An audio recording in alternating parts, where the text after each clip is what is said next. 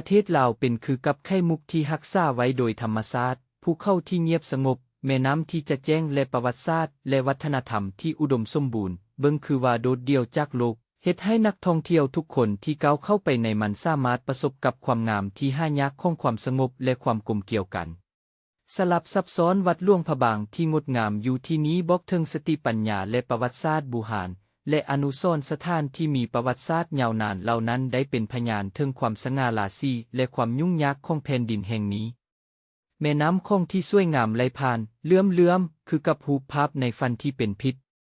ในระยะนี้ท่านได้ขึ้นภูซี่และเบิ่งข้ามภูเขาและแม่น้ำที่กว้างใหญ่ไพศาลอยู่ทางหน้าของท่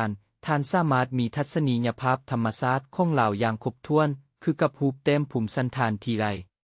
นอกจากนั้นประเทศลาวยังเป็นอุทยานของนักผจญภัยการเดินทางผ่านป่าฝนเขตร้อนสำรวจถ้ำลึกลับหรือย่างตามถนนหนทางของนครหลวงเวียงจันทน์ทุกบาทก้าวแม่นเต็มไปด้วยการผจญภัยและความแปลกใจ